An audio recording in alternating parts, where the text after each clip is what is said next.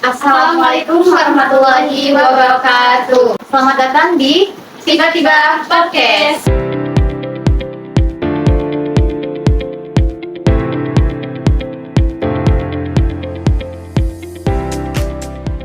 Jadi kita di sini tuh mau bahas apa sih? Nah, kali ini tuh kita mau bahas tentang suri tauladan putri Rasulullah SAW bernama Sayyidah Fatimah Az-Zahra. Wah, pasti bakal seru. Nah, apalagi kita sesama perempuan, jadi bisa mengambil hikmahnya. Pastinya dong bakal seru banget. Tapi kali ini kita nggak bakal cuma berdua loh. Kita bakal ditemani sama narasumber. Nah, sebelum kita panggil narasumbernya, kita akan membacakan CV terlebih dahulu. Narasumber kita kali ini tuh namanya Muhammad Faiz Fauzan. Dia adalah seorang mahasiswa manajemen semester 6 dan juga menjabat sebagai guru kelas madrasah, guru ekstrakurikuler madrasah, kader syarikat Islam, imam muda Masjid Al-Fatah, khatib Jumat Tetap Masjid Al-Islam Al-Jasari, dan mahasiswa aktivis dakwah. Kita langsung aja mau manggil narasumbernya atau gimana? Langsung aja deh. Langsung aja ya. Langsung aja kita panggilkan narasumbernya yaitu Akang Faiz. Assalamualaikum Pak Faiz. Waalaikumsalam. Apa kabarnya? Alhamdulillah baik Teteh. Teteh gimana kabarnya Teteh? Alhamdulillah. Terima kasih nih Kang Faiz sebelumnya udah mau jadi narasumber kita kali ini. Ini juga insya Allah jadi pembelajaran saya yang mungkin ilmu saya belum banyak, tapi masih sedikit dan sangat sedikit. Mungkin ini salah satu proses saya dalam belajar. Terima kasih sudah mempercayakan dengan saya untuk jadi narasumber. Kita sama-sama belajar di sini. Sama-sama belajar kita ya. Kita sama-sama belajar ya. Kita langsung aja nih Kang Faiz ya. Ya, boleh. Masuk ke materinya. Kita di sini akan membahas tentang menelusuri yaitu suri tauladan kepemimpinan Fatimah Az-Zahra. Nah, kita langsung aja masuk ke pertanyaannya atau gimana? Ya, silakan. Kemudian, pertama yang ingin saya tanyakan adalah apa sih yang membuat Sayyidah Fatimah Az-Zahra ini menjadi salah satu wanita yang paling dihormati di dalam sejarah Islam? Pertama kita lihat dari profil beliau. Sayyidah Fatimah Az-Zahra itu adalah anak dari Rasulullah Sallallahu Alaihi Wasallam. Siapa Rasulullah? Rasulullah adalah Nabi kita semua ya, yaitu Nabi Muhammad Sallallahu Alaihi Wasallam. Anak Rasulullah itu ada 8 dan salah satunya adalah Fatimah. 2 laki-laki dan 6 perempuan. Rasulullah itu tidak punya anak laki-laki yang hidup sampai besar. Semua anak laki-laki Rasulullah itu meninggal pada waktu kecil. Dan Rasulullah mempunyai salah satu anak perempuan yang mana bukan berarti Rasulullah di sana pilih kasih, tetapi memang anak perempuan tersebut adalah anak Rasulullah yang paling menonjol antara saudara-saudara, yakni Sayyidah Fatimah. Mengapa menonjol? Mengapa sangat terpengaruh dan dikenal? Karena pertama beliau adalah anak dari manusia besar Nabi Muhammad SAW. Yang mana kita semua selaku kaum muslimin itu mengikuti contoh beliau. Karena beliau membawa risalah dari siapa? Dari Allah Subhanahu wa Ta'ala ya, kita semua. Yang pertama, kenapa sangat terpengaruh? Karena Sayyidah Fatimah adalah anak dari Rasulullah SAW. Yang kedua, kita lihat dari sisi sifat. Aisyah selaku ibunya, ibu dari Sayyidah Fatimah, Sayyidah Aisyah selaku ibu dari Sayyidah Fatimah pernah berkata seperti ini. Saya melihat Fatimah itu sifatnya bagaikan saya melihat sifat Rasulullah SAW. Sedangkan sifat Rasulullah itu atau akhlak Rasulullah itu adalah akhlak Al-Quran. Bagaimana Allah menyebutkan dalam surat Al-Qalam, wa innaka la'ala khuluqin 'azim. Dan sesungguhnya ada dalam diri kamu itu adalah khuluqin 'azim, akhlak-akhlak yang besar, akhlak-akhlak yang agung, akhlak-akhlak yang baik. Dan Aisyah juga pernah bersaksi di hadapan para sahabat bahwasanya para sahabat bertanya kepada Aisyah, bagaimana akhlak Rasulullah wahai Aisyah? Aisyah berkata, kana khuluqul Quran.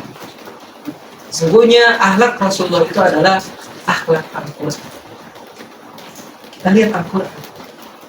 Dari kalau kita mulai itu kitab yang tidak ada kesalahan di dalam. Berarti akhlak Rasulullah tidak ada kesalahan atau sedikit kesalahan. Karena Rasulullah itu kesalahannya terhitung. Begitu pun anaknya yang mencontoh kepada bapak Rasulullah. Karena begitu Aisyah melihat Fatimah itu bagaikan sifatnya hampir sama dengan Rasulullah. Dari segi spiritual, ya, dari segi moral, akhlak-akhlak yang lainnya. Sehingga Sayyidah Fatimah Zahra itu sangat berpengaruh dan sangat dikenal dari kalangan kaum hawa, dari kalangan wanita, karena yang pertama beliau adalah anak dari Rasulullah, yang kedua karena moralnya. Kita lanjut aja ke pertanyaan kedua. Jadi untuk pertanyaan kedua, bagaimana Fatimah Az-Zahra menunjukkan kepemimpinan dan pengaruhnya di masanya, meskipun dia tidak memegang jabatan formal sebagai kepala keluarga? Sayyidah Fatimah adalah seorang wanita. Nah, menurut Islam, teman-teman, dalam hukum Islam, seorang wanita itu tidak boleh dijadikan seorang pemimpin yang formal, ya, formal seperti jabatan kepala negara, presiden, termasuk kepala keluarga yang paling kecil, ya, kepala keluarga. Kecuali kalau janda mungkin, kalau janda itu pasti otomatis jadi kepala keluarga. Kalau anak-anaknya masih kecil, tapi kalau mempunyai anak yang sudah besar, maka anak yang besar tersebut harus bertanggung jawab atas ibunya. Itu pun kalau anak laki-laki. Di dalam hukum Islam, seorang wanita itu tidak boleh dijadikan pemimpin. Hukum Islam beda lagi kalau kita memandang secara hukum general. Hukum. Tadi disebutkan di pertanyaan bagaimana kepemimpinan beliau walaupun tidak menjabat pemimpin formal. Tidak semua orang bisa menjadi pemimpin, tapi semua orang mempunyai sifat kepemimpinan. Harus mempunyai sifat kepemimpinan. Ya. Bagaimana tugas manusia di dunia ini adalah sebagai khalifah. Allah menciptakan manusia itu sebagai khalifah di dunia. Apa itu khalifah? Pemimpin. Ya. Jadi bukan maksud pemimpin setiap orang harus menjadi kepala negara, setiap orang harus menjadi RT, setiap orang harus menjadi RW, tidak. Jadi yang dimaksud kekhalifahan itu adalah memimpin dirinya sendiri, menganggap dirinya sebagai pemimpin yang bertanggung jawab atas segala sesuatu yang mereka hadapi di dunia. Termasuk saya. Beliau adalah seorang wanita yang mempunyai jiwa kepemimpinan yang sangat besar. Beliau bertanggung jawab atas keluarga, atas anak-anaknya. Beliau mempunyai anak kembar, ya, Sayyidina Hasan dan Sayyidina Husain. Ini cucu kesayangan Rasulullah. Beliau sangat bertanggung jawab atas anak-anak, dan beliau pun sangat bertanggung jawab atas suami. Jadi rasa kepemimpinan wanita adalah ketaatan. Sejauh mana ketaatan wanita tersebut terhadap pemimpin asli, pemimpin formalnya. Ketaatan Fatimah kepada Sayyidina Ali bin Abi Thalib sebagai suaminya, ketaatan Fatimah kepada Nabi Muhammad SAW sebagai ayahnya. Dan beliau itu sangat mempunyai rasa tanggung jawab yang besar, apalagi tentang pembelaan terhadap ayahnya, yang mana Nabi Muhammad itu ditugaskan ke dunia untuk apa? Diutuskan bima makarimal akhlak, ya, untuk mengubah atau untuk memperbaiki akhlak-akhlak manusia, sehingga banyak pujian yang dirasakan oleh Nabi Muhammad SAW ketika nah, salah satu orang terdekat Rasulullah yang membela Rasulullah, yang memperjuangkan Rasulullah, yang menggunakan rasa kepemimpinannya untuk Rasulullah, itu adalah Sayyidah Kepemimpinan banget ya, kalau kita lihat seorang perempuan itu tidak boleh merasa saya seorang perempuan, saya harus terus di bawah, tidak. Yang Islam larang adalah seorang perempuan dijadikan pemimpin formal, tetapi seorang perempuan harus mempunyai rasa kepemimpinan minimal terhadap memimpin dirinya sendiri, memimpin anak-anaknya, ya, dan memimpin saudara-saudara wanita lain. wanita itu adalah madrasah Muhammadiyah. Betul. Ada satu. Tidak tidak tidak maksudnya wanita bisa walaupun tidak dalam formal. Iya. Jadi dalam pemikiran wanita bisa lebih daripada dalam hal pemikiran. Tetapi Islam membatasi wanita dalam hal pemimpin formal. Seperti wanita dilarang menjadi kepala desa, raja, ya. Tapi kan di Indonesia sendiri saya diberikan kita pernah dipimpin oleh presiden kita. Saya pernah dipimpin oleh presiden kita. Saya sendiri mungkin waktu itu masih kecil, belum pernah mendengar huru hara tentang itu. Kalau kita melihat dari perspektif Islam, wanita itu ketika wanita dijadikan pemimpin itu tidak sah. Karena ada orang yang mengatakan ar-rijal qawwamun 'ala nisa. Laki-laki itu derajatnya lebih tinggi, bukan derajat atau kedudukannya lebih tinggi daripada laki. Ada juga larangan Rasulullah tentang jangan menjadikan wanita sebagai. Menanggapi hal itu, karena negara kita bukan negara Muslim, maksudnya bukan negara yang menerapkan negara Islam seperti bukan kita Iran, negara Darussalam. Mungkin itu berlaku saja dalam pandangan Pancasila dan dalam pandangan nasionalis. Mohon maaf, bukannya saya radikal atau apa, itu salah kalau kita melihat dalam perspektif. Pertanyaan yaitu apa yang dapat kita pelajari dari kebenaran moral, kebijaksanaan dan keberanian Indonesia dalam mendukung suaminya, yaitu Ali bin Abi Thalib, dan dalam membela hak keluarganya supaya keluarganya Ada satu kisah. Dulu Rasulullah itu punya tanah namanya tanah Fadak. Tanah Fadak itu ada di daerah Khaybar. Setelah perang Khaybar, tanah Fadak itu awalnya milik kaum Yahudi. Lalu Rasulullah ambil alih kepemilikan tanah Fadak itu. Tanah Fadak adalah tanah yang dikenal subur. Ya, subur. Karena dahulu atau sampai sekarang di Arab Saudi itu jarang sekali tanah subur. Ya, tapi tanah Fadak tersebut adalah tanah yang subur yang dapat menumbuhkan tumbuhan-tumbuhan, sayuran, bahan pokok, makanan pokok. Sehingga dahulu Rasulullah menggunakan tanah Fadak itu untuk menunjang kebutuhan kaum muslimin. Kaum muslimin fakir miskin, ya, janda dan anak yatim. Setelah Rasulullah wafat, kepemilikan tanah Khaybar tersebut itu diambil oleh orang lain, oleh orang Muslim, ya, oleh orang Muslim, tetapi bukan kepada keluarga tersebut. Maka ketika itu kan Abu Bakar yang menjabat. Setelah Rasulullah meninggal, Abu Bakar naik menjadi khalifah pertama. Sayyidah Fatimah Az-Zahra mendatangi Abu Bakar untuk membahas tanah Fadak tersebut. Fatimah ingin tanah Fadak tersebut dinamakan sebagai warisan dari Rasulullah Sallallahu Alaihi Wasallam dan dipegang oleh keluarganya. Agar apa? Agar pengelolaannya sesuai dengan apa yang diinginkan Rasulullah. Karena kan jika tanah kita berikan kepada orang lain, kepemilikannya akan beda cara pengelolaan.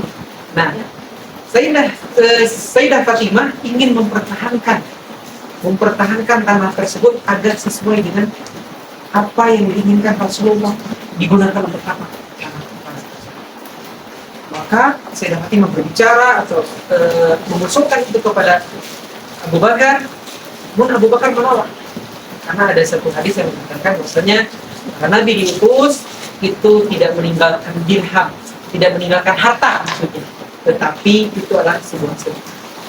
Jadi Abu Bakar menganggap bahwasanya tanah Fadak itu adalah tanah sedekah. Namun Sayyidah Fatimah di sana tidak kalah dengan Abu Bakar, sempat berdebat. Sayyidah Fatimah mengatakan kepada Abu Bakar bahwasanya tanah itu adalah hak waris untuk anaknya. yang sebagaimana tercantum dalam Al-Quran surat An-Nisa ya, yang tentang bab waris.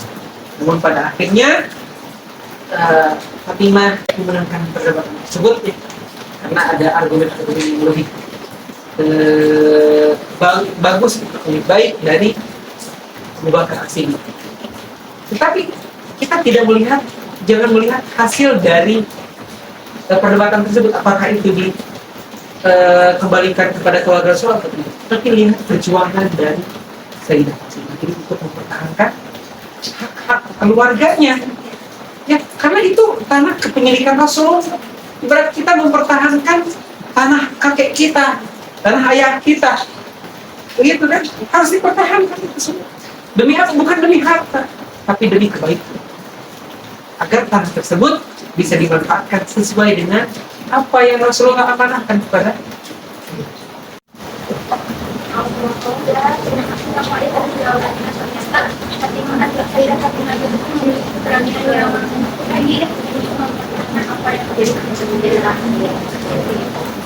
Pertanyaannya, bagaimana Fatimah Az-Zahra berperan sebagai mediator dan penghubung antar anggota komunitas, dan apa yang membuat pemimpinnya begitu inklusif dan bermanfaat?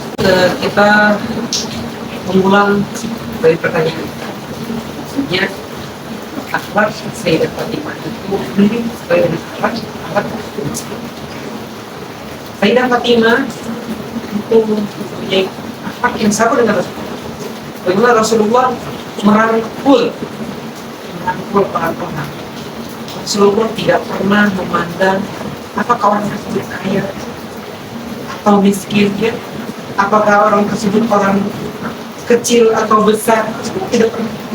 Begitu pun Sayyidah Fatimah. Mungkin dalam suatu komunitas itu tidak ada kata Sayyidah Fatimah sisir kelak. Sayyidah Fatimah hanya bergabung dengan Sayyidah Fatimah mempunyai akhlak moral yang sehingga dia merangkul baik itu orang kecil, orang besar, kaya, miskin, bukan dia. Sebagaimana akhlak itu patut kita contoh dari sifat kepemimpinan Aisyah. Jadi pada intinya kepemimpinan Aisyah itu berasal dari moral, dari akhlak. Bukan hanya tadi saya bilang Aisyah Fatimah. Jadi kepemimpinan dari Fatimah itu berasal atau asal usulnya itu dari akhlak beliau. Bukan hanya Sayyidah Fatimah, semua wanita. Jadi semua wanita itu harus menunjukkan rasa kepemimpinan, sifat kepemimpinan itu berawal dari akhlak. Tadi seorang wanita tidak bisa menjadi pemimpin yang formal seperti pemimpin biasa seperti laki-laki, ya, yang memimpin banyak orang. Katanya wanita tidak bisa seperti itu. Tapi wanita harus mempunyai rasa kepemimpinan, sikap pemimpin dari mana? Intinya wanita mempunyai rasa kepemimpinan. Jadi Sayyidah Fatimah tidak pernah membedakan orang itu besar atau miskin. Dia sesuai dengan akhlak Rasulullah SAW. Dulu Rasulullah tidak pernah memandang bila itu rendah. Di mata Rasulullah, hamba sahaya ataupun tidak, itu sama ya, sama dengan di hadapan Allah. Ketika kita sedang berada di masjid, lalu di pinggir kita ada presiden misalkan, atau ada raja, apakah Allah membedakan? Tidak. Rasulullah tidak pernah. Umat Islam tidak pernah membedakan. Sayyidah Fatimah, anak dari Rasulullah dan akhlaknya paling mirip dengan Baik, apalagi dalam yang simpel pertemanan, nggak ada simpelnya dalam ya, jadi netral normal ya. Nah, Saya memastikan yang menjadi simbol ketahanan, keberanian dan dedikasi, dan bagaimana pengaruhnya terhadap dan merasa dalam kondisi yang sudah dilakukan hingga hari ini. tentunya keberanian Sayyidah Fatimah itu sudah dibiasakan. Biasanya beliau adalah seorang wanita yang sangat pemberani, terkhusus berani dalam membela keluarganya, dari suaminya, mendukung suaminya dalam menjadi khalifah, mendukung dakwah ayahnya. Seberapa berpengaruhkan tentang keteladanan itu? Sangat. Karena wanita-wanita, miliaran wanita yang ada di dunia ini, itu pasti banyak kaum muslimin, wanita yang muslim pasti banyak yang kenal beliau, yang tahu beliau dan tahu anak-anak beliau. Maka dengan anak-anak beliau yang mulia, yang diceritakan dalam hadis, yang diceritakan dalam riwayat, itu akan menjadi sebuah contoh atau suri tauladan yang baik bagi kaum muslimah, bagi kaum wanita yang beragama Islam.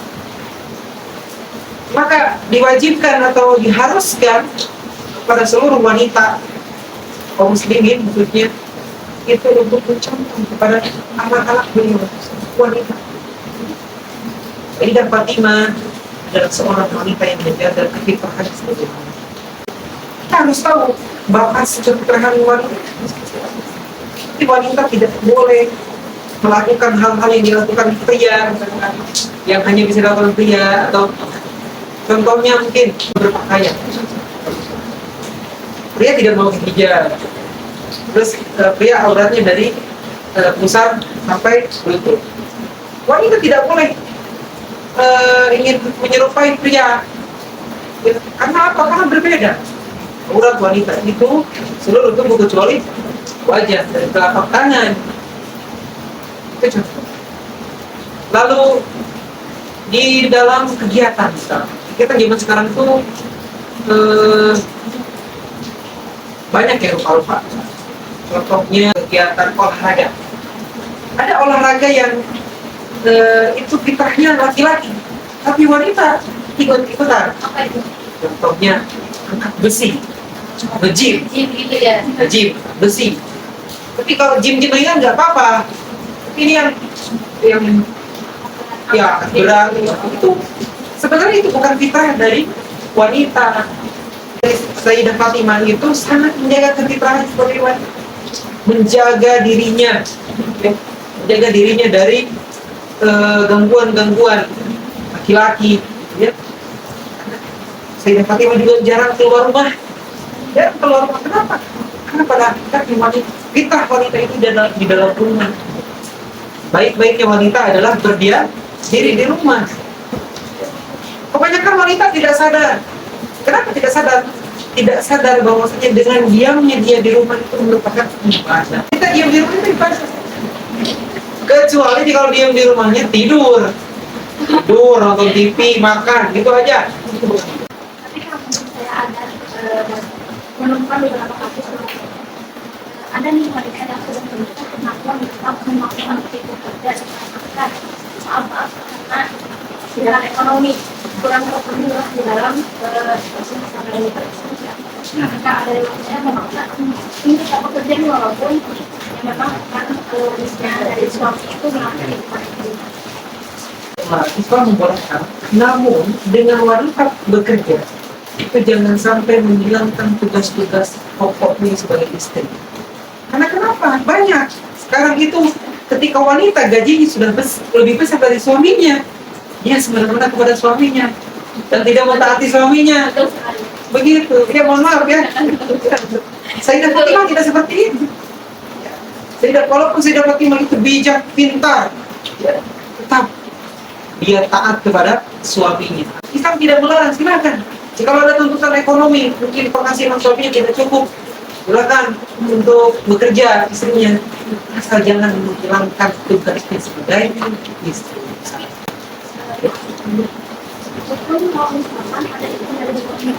Ya harus ada izin dari suami. Jika tidak, maka termasuk ke dalam golongan istri yang durhaka. Mengapa di neraka banyak perempuan? Kasus banyaknya perempuan di neraka adalah membangkang kepada suaminya, keluar rumah tanpa seizin. Kalau kita membahas Sayyidah Fatimah tidak jauh dari kewanitaan.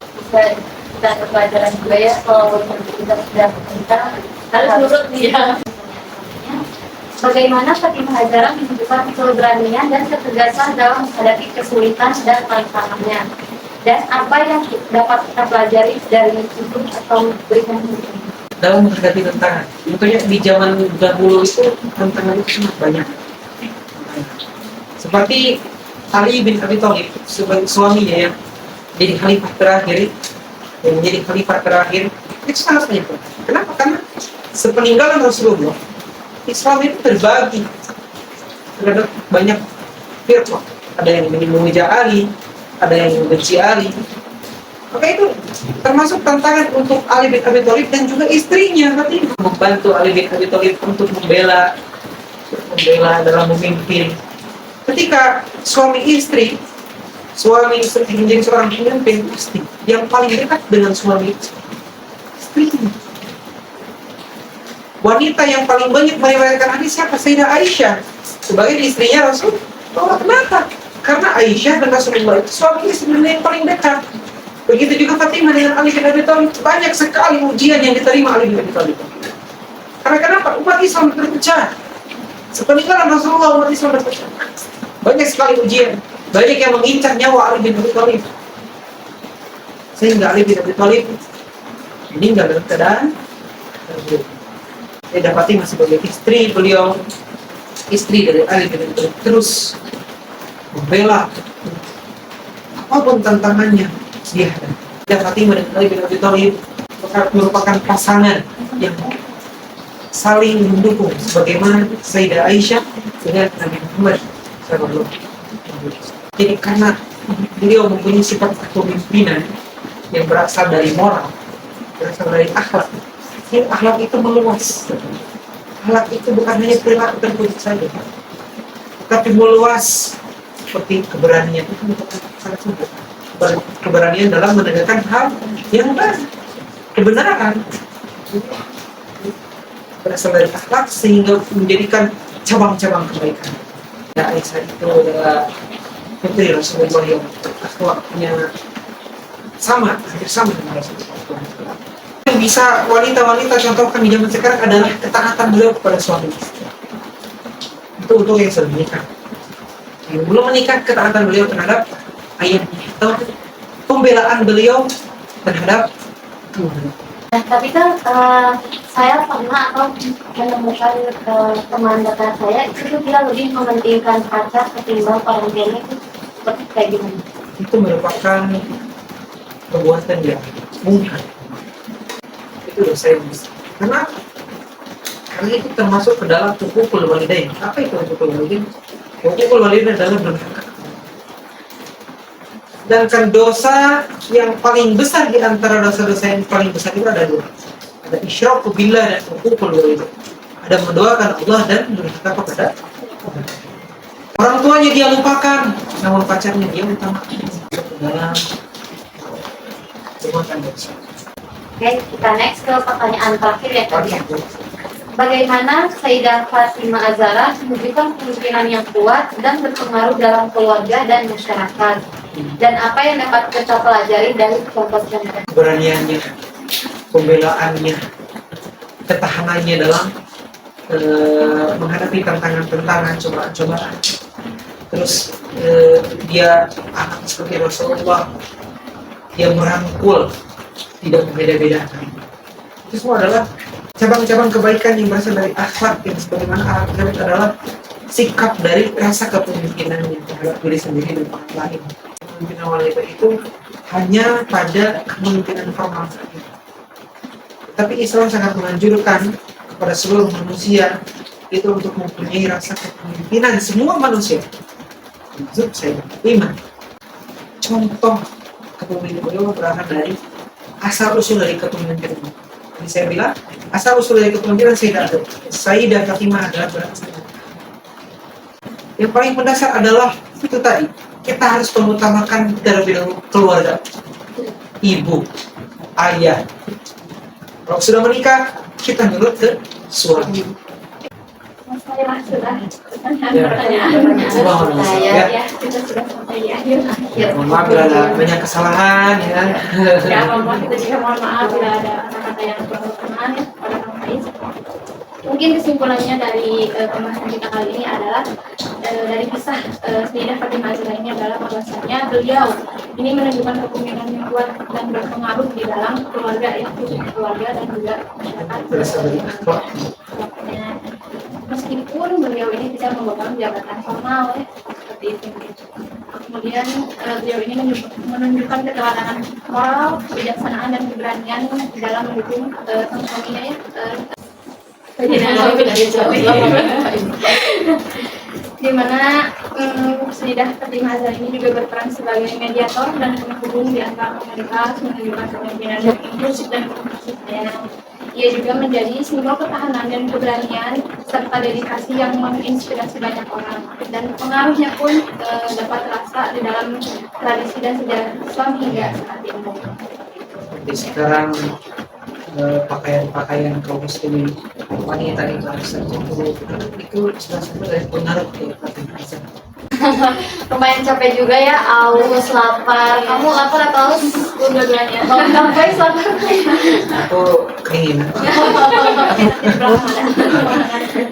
Nah, sekian pembahasan tauladan Fatimah Az-Zahra.